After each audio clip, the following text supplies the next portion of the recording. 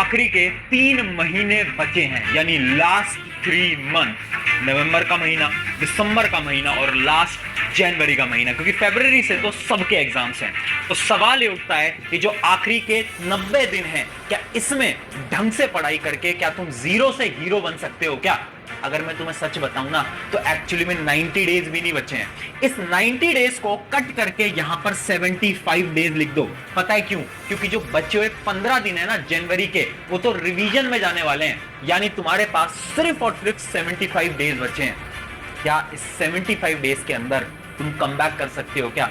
ये सवाल तुम्हें मुझसे नहीं पूछना चाहिए, ये सवाल तुम्हें खुद से पूछना चाहिए। अंदर से क्या आवाज आ रही है?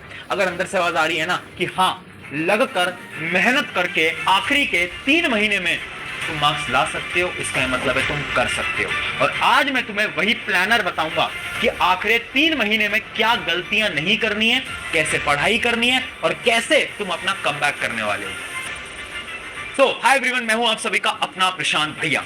ये जो पीछे सवाल लिखा हुआ है ना, इज इट पॉसिबल, यानी क्या सच में इतने कम समय के अंदर पढ़ के अच्छे मार्क्स लाना, यानी 90% से ज्यादा स्कोर करना क्लास 9 के अंदर, क्लास 10 के अंदर पॉसिबल है भी या नहीं? मैं ना तुम्हें झूठ नहीं बोलूंगा, मैं तुम्हें सच बोलूंगा, क्योंकि तुम्हारा बड़ा भाई हूं। पिछले कई साल से मैं ऐसे हजारों स्टूडेंट को देखता हूं जिनके हाफ ईयरली में कम मार्क्स आते हैं, प्री बोर्ड में भी कम मार्क्स आते हैं, लेकिन वो आखिरी के 2 से 3 महीने के अंदर लगकर मेहनत करते हैं और उनका जो फाइनल स्कोर होता है वो 90+ होता है। ऐसे कई एग्जांपल्स हैं मेरे पास, तुम अपने सीनियर से भी पूछोगे तो उन्होंने भी करा है। लेकिन यहां पर एक चीज तुम्हें समझनी पड़ेगी कि हर कोई नहीं कर पाता, बहुत कम लोग हैं जो कि ये कर पाते हैं। और वो कम लोग क्यों कर पाते हैं? क्योंकि वो डेडिकेशन से पढ़ते हैं, मेहनत से पढ़ते हैं, लगकर मेहनत करते हैं। तो ये जो सवाल है ना, इज इट पॉसिबल, ये तुम्हें खुद से पूछना पड़ेगा। तुम्हें खुद से 3 सवाल पूछने पड़ेंगे और उनका अगर आंसर यस होगा, इसका यह मतलब है कि तुम अचीव कर लोगे, और अगर एक का भी आंसर नो आया, यानी तुम नहीं कर पाओगे। क्वेश्चन नंबर 1, क्या तुम अगले 90 दिन के लिए अपने सारे डिस्ट्रैक्शंस को भूलकर शिद्दत से पढ़ाई कर सकते हो? यस और नो। दूसरा सवाल, क्या तुम अपने दोस्तों से कट होकर, अपनी फैमिली से कट होकर एक कमरे में बैठ के लगातार हर रोज 3 से 4 घंटे सेल्फ स्टडी कर सकते हो? यस और नो। और आखिरी क्वेश्चन, ये जो तुम्हारा सपना है ना, ये जो तुम्हारा ड्रीम है 90%, 95%, इसके पीछे का रीजन तुम्हें पता है? यानी क्या तुम्हें अपना वाई क्लियर है कि इतनी मेहनत लगानी क्यों है? अपने पेरेंट्स को प्रूव करने के लिए, अपने रिश्तेदारों को प्रूव करने के लिए, दोस्तों को प्रूव करने के लिए इतनी मेहनत क्यों करनी है तुम्हें? क्या तुम्हें रीजन पता है, यस या फिर नो? अगर इन तीनों क्वेश्चंस का आंसर यस है ना, तो सबसे पहले कमेंट में यस लिख देना, और इसका यह मतलब है कि यस इट इज पॉसिबल, तुम कर सकते हो, बिल्कुल कर सकते हो। सबसे पहले ना एक पेपर उठाओ, आज एक पेपर उठा लो, उस पेपर पे अपना गोल लिख दो। डरो मत यार, बिल्कुल मत डरे। लोग आएंगे, लोग बोलते हैं कि यार गोल लिखने से क्या होता है, मैं बोल रहा हूं अपना गोल लिख दो। तुम्हारा सपना अगर 95% है, 98% है, 90% है, अरे 80% है, वो भी लिख, एक पेपर पे लिख और चिपका दे आज अपनी डेस्क के सामने, चिपका दे आज, ठीक है? पहला तो ये है। अब कैसे पढ़ना है, आजा एक एक मंथ की स्ट्रैटेजी बताऊंगा, फॉलो करना पड़ेगा। अगर आज इस वीडियो को नॉर्मली देखे और तुम चले गए, कोई फायदा नहीं होगा। मैं तेरा बड़ा भाई हूं, इसलिए मैं तुझे समझाना चाह रहा हूं कि अब भी समय है, प्लीज इसको फॉलो कर, प्लीज यार। आजा, सबसे पहले आता है नवंबर का महीना। नवंबर के महीने में हमें क्या करना है? मैं मान के चल रहा हूं वो स्टूडेंट्स जिन्होंने अभी तक ज्यादा पढ़ाई नहीं करी है, तो नवंबर का महीना तुम्हारे लिए गोल्ड माइन होने वाला है। यानी इस महीने के अंदर तुम अपना 70% तक सिलेबस कंप्लीट करोगे, यानी करोगे। भैया कैसे करेंगे, इतना सारा सिलेबस है, टाइम इतना कम है। बिल्कुल करना पड़ेगा, मेहनत से पढ़ना पड़ेगा। भैया कितने घंटे पढ़ना है? सेल्फ स्टडी हर रोज 3 से 4 घंटे इनफ है, इससे ऊपर नहीं जाना, इतना इनफ है।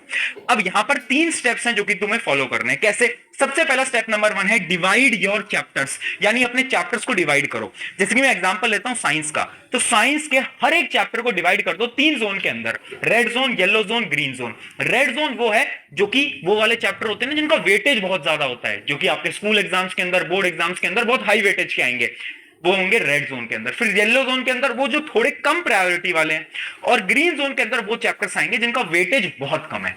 और तुम बोलोगे भैया हमें कैसे पता कौन सा चैप्टर इंपॉर्टेंट है कौन सा कम इंपॉर्टेंट है, तो तेरा यहाँ पर प्रशांत भैया खड़ा है ना, तू क्यों टेंशन ले रहा है? तो देख यहाँ पर मैंने तुम्हारे लिए सब कुछ बना दिया, क्लास 10th के लिए भी क्लास 9th के लिए भी, दोनों के लिए। जैसे क्लास 10th के रेड जोन वाले टॉपिक्स मैंने बना रखे हैं कि ये कुछ ऐसे टॉपिक है जो कि पढ़ने ही पढ़ने हैं, इनको तो मत छोड़ना क्योंकि इन्हीं में से पेपर आएगा। फिर आते हैं येलो जोन की तरफ, तो जो येलो जोन है वो थोड़े कम प्रायोरिटी में, और ये जो ग्रीन जोन है ये उससे भी कम प्रायोरिटी का है। सिर्फ साइंस का नहीं, एसएसटी का भी, मैथ्स का भी, सबका तुम्हें एक पीडीएफ के अंदर लिंक मिल जाएगा जिसके अंदर आपको सब कुछ मिल रहा होगा। ये आप देख सकते हो क्लास 9th के ये कुछ चैप्टर्स हैं जो कि रेड जोन के अंदर है, ये येलो ये ग्रीन। सिमिलरली हमने क्या करा है, एसएसटी के लिए भी ऐसे डिटेल में बना दिया है।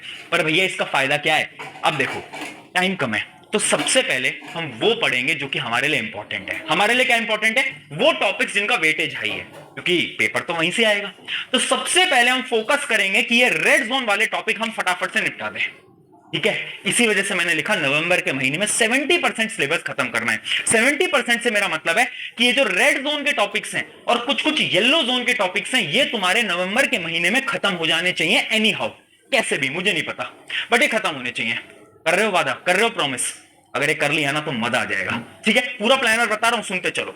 ये तुम्हें कैसे करना है, रेड जोन और थोड़ा बहुत येलो जोन, ये नवंबर में तुम्हारा पूरी तरीके से खत्म हो जाना चाहिए। एसएसटी भी, मैथ्स भी, साइंस भी, इंग्लिश भी, हिंदी भी, सबके लिए, ठीक है। तो ये चीज आपको समझ आ गई। अब अगला क्या स्टेप है?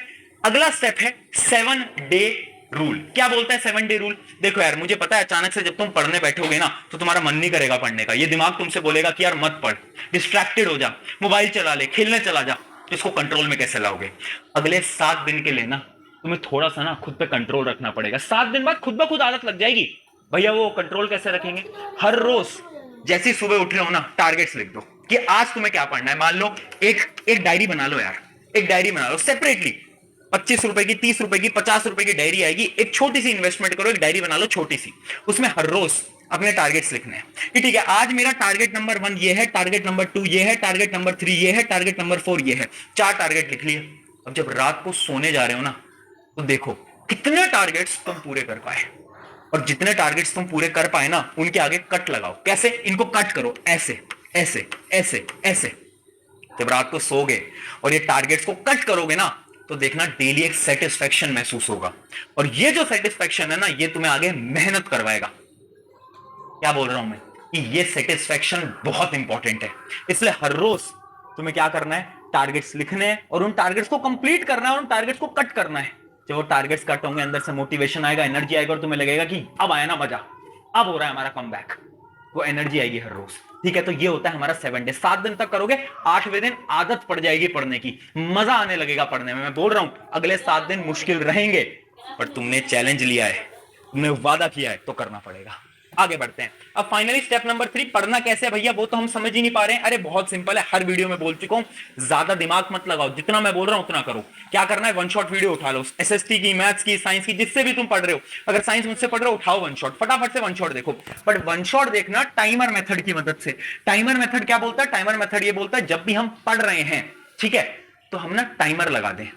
उससे क्या होगा, हमें यह पता चल जाएगा कि हम कितनी देर पढ़े हैं और कितनी देर हम डिस्ट्रैक्टेड हुए हैं, है ना। बहुत सारे बच्चे हैं जो कि लेक्चर चला देते हैं, फिर थोड़ी देर इंस्टाग्राम पे रील चलाने लगते हैं, फ्री फायर खेलने लगते हैं। तो वो तुम्हें पता होना चाहिए। मैं क्या करता था अपने टाइम पे, अलार्म लगा लेता था हर 1 घंटे पे, 12 से 1 बजे पे अलार्म लगा लिया, 1 से 2 बजे पे अलार्म लगा लिया। उससे क्या होता था, जब 1 बजे वो अलार्म बजता था तो मुझे पता चलता था अरे यार मैं तो पढ़ने बैठा था, मैं अपने मोबाइल फोन पे कैसे पहुंच गया। मुझे रियलाइजेशन होता था, फिर मैं वापस पढ़ने बैठ जाता था। यानी ये टाइमर मेथड का यूज करो, इससे क्या होगा, डिस्ट्रैक्शन धीरे धीरे धीरे कम होगा। उसके बाद क्या करना है, नोट्स बनाओ यार खुद के। अभी टाइम है, नोट्स बना सकते हो, अभी एग्जाम एकदम नहीं आ गए हैं। वो आखिरी का जब 1 महीना बचता है तब दूसरों के नोट्स लिए जाते हैं, अभी टाइम है, तुम खुद के नोट्स बनाओ। मैं क्यों बोल रहा हूं खुद के नोट्स से क्या होगा, राइटिंग प्रैक्टिस होगी यार। कितने ऐसे स्टूडेंट है जिनको आता सब है बट लिखना ही नहीं आता, और जब तक तुम लिख नहीं पाओगे बोर्ड एग्जाम के अंदर, स्कूल एग्जाम्स के अंदर कभी स्कोर ही नहीं कर पाओगे। तो यानी नोट्स बनाओ खुद से, लिख लिख के काम करो। और फाइनली सबसे इंपॉर्टेंट चीज स्पेशली क्लास 10th के स्टूडेंट्स के लिए, क्वेश्चन प्रैक्टिस। मैं फिर बोल रहा हूं, क्लास 10th के बोर्ड के अंदर अगर तुम क्वेश्चन प्रैक्टिस के बिना जा रहे हो कोई फायदा नहीं है, क्योंकि अब ना सवाल उतने आसान नहीं आते। अगर तुम आज से 2 साल 3 साल पहले देखोगे तो बहुत ईजी पेपर आता था, अब पेपर आता है कॉम्पिटेंसी बेस्ड। उसके लिए तुम्हें क्या करना है, क्वेश्चंस लगाने हैं यार, क्वेश्चंस पे फोकस करना है तुम्हें। जितने ज्यादा तुम क्वेश्चंस लगा पाओगे तभी तो तुम्हारा दिमाग चलेगा। ठीक है, ये चीज समझ में आ गई। नवंबर में ये 3 चीजें तुम्हें करनी रहेंगी। अब आ जाते हैं किसके ऊपर, अगले महीने के ऊपर, यानी अब दिसंबर स्टार्ट होने वाला है, ऐसा हम मान लेते हैं। दिसंबर में क्या करना है, जो बचा हुआ 30% सिलेबस था, यानी वो जो येलो जोन और जो ग्रीन जोन के टॉपिक्स थे, वो हमें दिसंबर के महीने में निपटाने हैं। ठीक है, तो सबसे पहले हमें क्या करना है, इस सिलेबस को पूरी की पूरी तरीके से निपटा देना है।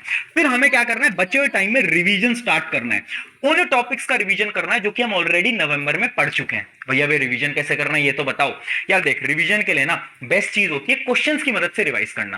तुझे पता होगा मैंने एक सैंपल पेपर अभी लॉन्च करा था, है ना, जेन जी सैंपल पेपर, एकदम तुम्हारे जनरेशन के हिसाब से एक बड़ा प्यारा सैंपल पेपर हमने लॉन्च करा था। उसमें क्या था ना, उसमें मैंने ये करा था कि जैसे तुमने बायोलॉजी के सारे चैप्टर्स पढ़ लिए, फिर तुम टेस्ट दे सकते हो। उस टेस्ट से तुम्हें ये पता चल जाएगा कि तुम्हारी बायोलॉजी कितनी स्ट्रांग है और कितनी वीक है। ऐसी फिजिक्स, ऐसी केमिस्ट्री। सिमिलरली एसएसटी में भी करा है, मैथ्स में भी करा है। और अगर उस टेस्ट में तुम्हारे नंबर कम आ जाएं तो फिर क्या करना है तुम्हें, फिर तुम्हें उसका रिवीजन करना है। यानी हर चैप्टर का रिवीजन नहीं करना होता, हमें ना क्वेश्चन प्रैक्टिस करनी है, और जो जो क्वेश्चन हमसे सॉल्व नहीं हो पाए उस टॉपिक के हमें रिवीजन करना है। ठीक है, तो ये आप सैंपल पेपर की बुक में लिंक डिस्क्रिप्शन में दे रहा हूं, उधर से आप उठाओगे और वहां से आप ये क्वेश्चन प्रैक्टिस कर सकते हो, रिवीजन आप कर सकते हो। उसके अलावा क्या करना है आपको, डोंट प्रिटेंड टू स्टडी। ये बहुत इंपॉर्टेंट पॉइंट है। आजकल मैं देखता हूं बच्चे जो होते हैं अपने मम्मी पापा की डर की वजह से ना किताब खोल के पढ़े रहते हैं, 1 घंटा 2 घंटा 3 घंटा 4 घंटा, और पढ़ कुछ नहीं रहे। कहते हो ना तुम भी ऐसा, ये करना बंद कर दो। मैं सिंपल सी बात बोल रहा हूं, या तो पढ़ो मत, और पढ़ रहे हो तो ऐसा पढ़ो कि दुनिया हिल जाए। सिंपल बात है, तो प्रिटेंड नहीं करना हमें। अगली चीज, दिसंबर में ठंड का महीना रहेगा, तबियत का ध्यान रखो। मैं क्यों बोल रहा हूं, क्योंकि मैंने से बहुत स्टूडेंट देखे हैं जिनका दिसंबर का महीना ये जो बुखार बीमारियां होती हैं इनकी वजह से वेस्ट हो जाता है। इस पे फोकस करना है। और लास्ट चीज, focus more on English and Hindi. अब क्या हो गया कि नवंबर में आपने उतना फोकस नहीं करा हिंदी इंग्लिश पे, बट अब ये जो दिसंबर है ये वाले महीने पे आपको फोकस करना पड़ेगा। किसके ऊपर, हिंदी इंग्लिश पे, क्योंकि at the end of the day आपको पढ़ना तो है ही। बोर्ड एग्जाम तो इसके भी देने हैं, स्कूल एग्जाम्स तो इसके भी देने हैं। तो दिसंबर पे हिंदी इंग्लिश पे फोकस करना स्टार्ट कर दो। और अगर तुम्हारा सिलेबस खत्म हो जाता है, सैंपल पेपर, जो पूरे पूरे सैंपल पेपर हैं, वो भी प्रैक्टिस करना स्टार्ट कर दो। उसकी बुक मैंने आपको बताई दी है, लिंक डिस्क्रिप्शन में। ठीक है, फिर आता है जनवरी का महीना। अब जनवरी में क्या करना है, देखो जनवरी के जो आखिरी के 10-15 दिन है ना, वो तो सिर्फ रिवीजन के लिए होते हैं, सिर्फ रिवीजन के लिए होते हैं। तो बचे हुए जो 15-20 दिन है उसमें क्या करना है, उन दिनों में सबसे पहले आपको सैंपल पेपर सॉल्व करना स्टार्ट करना है। ठीक है, 3 सैंपल पेपर सब्जेक्ट वाइज बता रहा हूं मैं, मैथ्स के 3, साइंस के 3, इंग्लिश के 3, हिंदी के 3, सबके 3 लगाओगे। 3 मिनिमम है, इससे ऊपर कितना ही तुम बढ़ा दो नंबर, वो तुम्हारे ऊपर है, बट 3 तो मिनिमम लगाने हैं। और पता है कैसे करना है, राइटिंग प्रैक्टिस करनी है, यानी सैंपल पेपर को लिख लिख के, है ना, लिख लिख के तुम्हें सॉल्व करना रहेगा। पूरी आंसर शीट, जैसे हम सैंपल पेपर में तुम्हें आंसर शीट भी देते हैं, आंसर बुकलेट भी देते हैं, तो उस आंसर बुकलेट में लिखो, लिख लिख के पूरा आपको प्रैक्टिस करना पड़ेगा। और लास्ट चीज आ जाती है, स्टडी वीक सब्जेक्ट मोर। यानी जनवरी में ना आपको अपने वीक सब्जेक्ट पे ज्यादा फोकस करना है। जैसे इमेजिन करो एक स्टूडेंट है जिसका हिंदी बहुत वीक है, तो तुम क्या करो, अब ना हिंदी पढ़ो और ढंग से पढ़ो। अगर मैथ्स वीक है तो मैथ्स पे फोकस करो, साइंस वीक है तो साइंस पे फोकस करो, यानी अपने वीक टॉपिक्स पे फोकस करना पड़ेगा। ठीक है, ये 3 महीने का पूरा तुम्हें शेड्यूल दे दिया। अब फाइनली आ जाते हैं 1-to-1 टॉक पे। तेरा बड़ा भाई तुझे क्या बोल रहा है, 3 बातें बता रहा है तेरा बड़ा भाई, ध्यान से समझ ले। पहली चीज क्या, नो डे इज सेम। देखो यार, बहुत बार ऐसा होगा जब तुम्हारा पढ़ने का बिल्कुल मन नहीं करेगा। बहुत समय ऐसा आएगा जब तुम्हें लगेगा कि यार आज मैं उतना नहीं पढ़ पाया, नहीं पढ़ पाई। कल तो मैंने 4 घंटे पढ़ा था, आज मैं 1 घंटे ही पढ़ पाया। होगा, सबके साथ होता है। डरना नहीं है, घबराना नहीं है। कुछ दिन आएंगे जब नहीं होगी पढ़ाई, कोई दिक्कत नहीं है ना यार, अगले दिन फिर मेहनत करेंगे, फिर पढ़ेंगे। खुद के बारे में ये नहीं बोलना कि यार मैं तो बेवकूफ हूं, मैं तो पढ़ ही नहीं पाता, मुझसे तो कुछ हो ही नहीं पाता। नहीं, तुम बहुत स्ट्रांग हो, तुम बहुत स्ट्रांग हो, मेहनत करो, है ना। तो याद रखना, हर दिन बराबर नहीं होता, बस तुम लगातार मेहनत करते रहो। अगली चीज, 5 मिनट इज ऑल्सो इंपॉर्टेंट। मैं बहुत सारे ऐसे स्टूडेंट्स को देखता हूं जो कि ये देखते हैं कि चलो अब ना 5:30 से पढ़ेंगे, अरे छोड़ो यार 6 बजे से पढ़ेंगे, अरे नहीं अब तो ना 7 बजे से पढ़ेंगे। तो ऐसे आगे बढ़ाते जाते हैं और पढ़ते कभी नहीं है यार। 5 मिनट भी ना इंपॉर्टेंट है तुम्हारे लिए। ठीक है, तो 5 मिनट भी अपने वेस्ट नहीं करने हैं। हर एक 5 मिनट तुम्हारे लिए जरूरी रहेगा। उसके अलावा लास्ट चीज, you are not alone, very important. अभी तुम्हें लग रहा होगा कि आपकी जिंदगी में बहुत सारी प्रॉब्लम है।